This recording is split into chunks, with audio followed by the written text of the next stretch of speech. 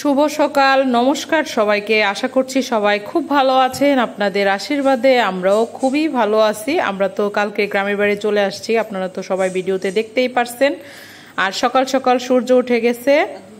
এখানে মন্দিরে এখন পূজা দেওয়া হবে। আর আজকে সবার মঙ্গলার্থে, যেহেতু প্রচণ্ড গরম, এর জন্য আজকে মন্দিরে মা কালী আর ভোলানাথকে ঠান্ডা করা হবে। তাই আজকে এক কলসি করে ঠিলা ভরে জল ঢালা হবে। দেখা যাক কি হয়, ভগবান বৃষ্টি নামায় কিনা। তো এদিকে আমার শাশুড়ি মা সবকিছু রেডি করে নিছে, আর আমিও স্নান করা কমপ্লিট হয়ে গেছে। আমি ঢালবো না, আমার শাশুড়ি মাই ঢালবে।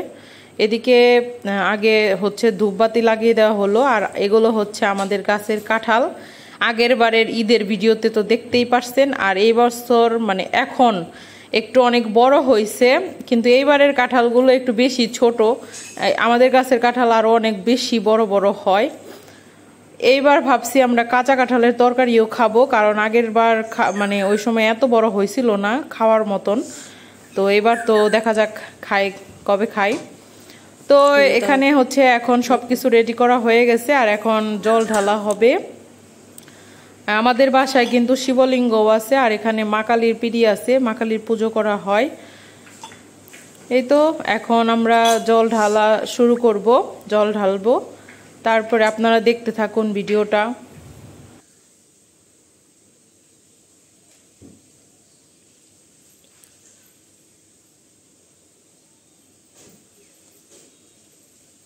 সরো মা, সরো।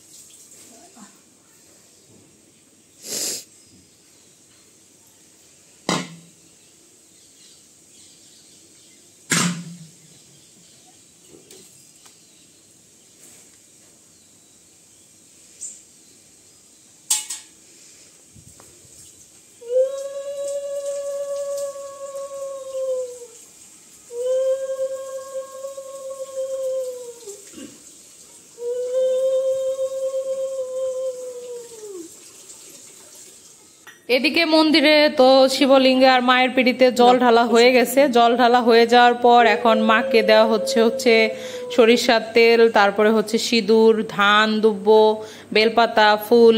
আর আমাদের বাসায় অনেক ধরনের ফুল ফুটে, সেগুলো তো আগের ভিডিওতে আপনাদের সাথে শেয়ার করছি। এই ভিডিও তো একদিন শেয়ার করব, দেখতে এখন যে আসছি এখনো একদিন শেয়ার করব। আর ভোলানাথকেও দেয়া হবে 3টা বেলপাতা, 3টা দুব্ব, 3টা ধান। ভোলানাথকে তো ধান দেয় না, চাল দেওয়া হবে, আতপ চাল। আর দেওয়া হবে সাদা ফুল। ভোলানাথকে লাল জবা ফুলও দিতে হয় না। আমাদের এখানে ধুতরা ফুল অনেক কম পাওয়া যায়, তাই ধুতরা ফুল আজকে আনা হয় নাই। আর এখন তো ধুতরা ফুলের সিজন না, এর জন্য ফুলের আকাল বললেই চলে। তো এখন এই তো মন্দিরে পূজা দেওয়ার পর মা আবার ঘরের যে পুজো, গোপাল পুজো, সেখানেও পুজো করবে। আর এদিকে আমি সকালের নাস্তা বানানোর কাজ শুরু করব। আজকে সকালের নাস্তা বানাবো লুচি আর আলুর দম, আলুর সেসকির তরকারি, একটু ঝোল ঝোল করে রান্না করব।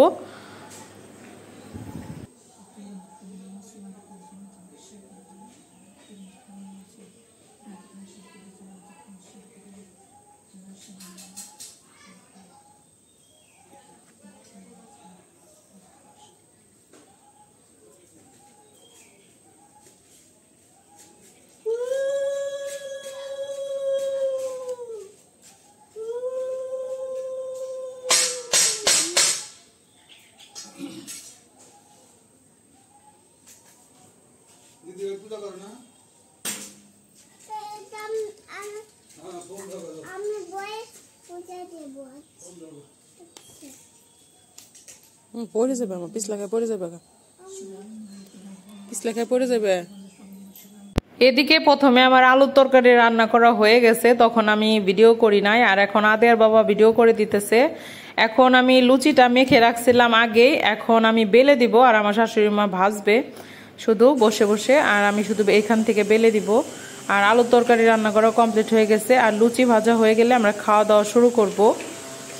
যেহেতু অনেক গরম তাই ফ্যান চালিয়ে নিছি, এর জন্য হয়তো বা একটু শব্দ হতে পারে, আপনারা শব্দটা ইগনোর করে নেবেন। বাবা তুমি কি করছো?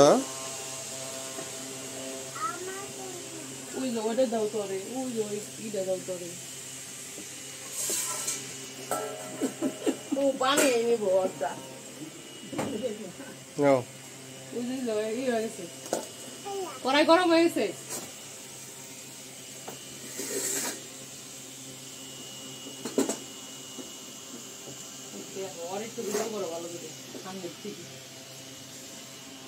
আমার ছোট মা লুচি বানাচ্ছে। সুন্দর হচ্ছে, বানাও বানাও বানাও। হ্যাঁ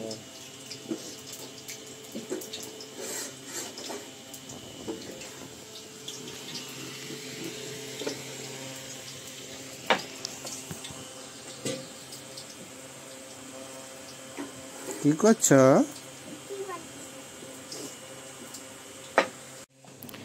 এই তো এদিকে তেলের উপরে লুচি দিয়ে দেওয়া হলো, দেখা যাক লুচিটা ফুলে কিনা। আসলে যে কোনো জিনিসই পারফেক্ট না হলে ভালো লাগে না। তা দেখতে পাচ্ছেন লুচিটা ফুলে উঠতেছে, আর এটা হচ্ছে প্রথম লুচি। প্রথম লুচিটাই সুন্দরভাবে ফুলে উঠছে। আশা করতেছি বাকিগুলো সুন্দর ফুলে উঠবে। লুচি বলেন, রুটি বলেন, পিঠা মানে বলেন, এগুলো যদি না ফুলে তাহলে কিন্তু ভালো লাগে না, আর বানানোর প্রতি আগ্রহটাও থাকে না। তো লুচিগুলো ফুলকো হচ্ছে দেখে বানানোর আগ্রহ অনেকটা বেড়ে যায়। এই তো সুন্দর হইতেছে ভাজা।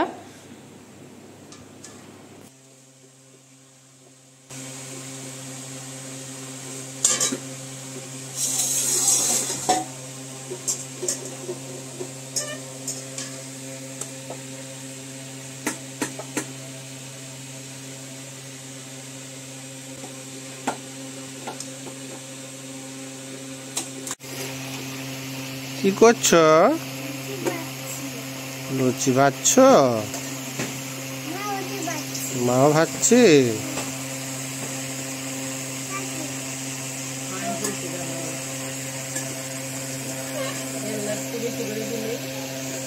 তুমি লুচি বানাচ্ছো? কে খাবে? তাই আমাকে দিবে?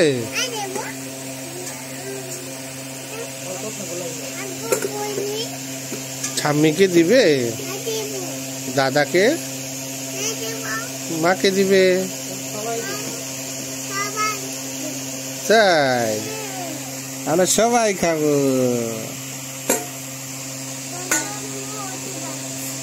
তাই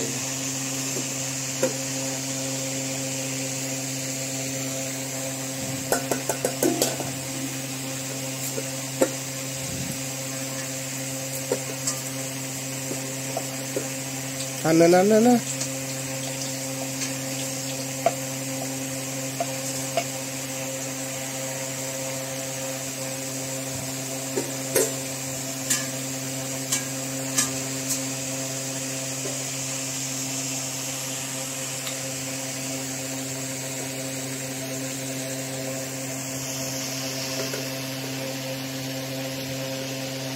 এদিকে আমাদের সব লুচি মোটামুটি ভাজা হয়ে গেছে, আর 2-3টা বাকি আছে।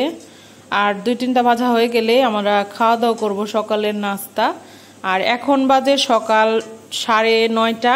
বেশি সকালও মানে বেশি বেলা হয় নাই। আর এই তো আলুর তরকারি আগেই রান্না করা হয়ে গেছে, আর একটা লুচি ভাজলেই শেষ। এখন আসলাম একটু গেটের বাইরে। আমাদের বাসায় 2টা গেট, এটা হচ্ছে পিছন সাইডের গেট। এখান দিয়ে হচ্ছে পিছনে একটা মাইঠাল আছে, ওইটাও আমাদেরই। আর এখানে পাশের বাসার গরু বেঁধে দিয়ে গেছে, আর আদেয়া এই গরু দেখে খাবার খায়, কারণ ও তো এগুলা শহরে দেখতে পারে না। তো আমরা এখন সবাই খাওয়া দাওয়া করতে বসে গেছি। আজকের ভিডিওটাই পর্যন্ত। সবাই ভালো থাকবেন, সুস্থ থাকবেন, টাটা সবাইকে।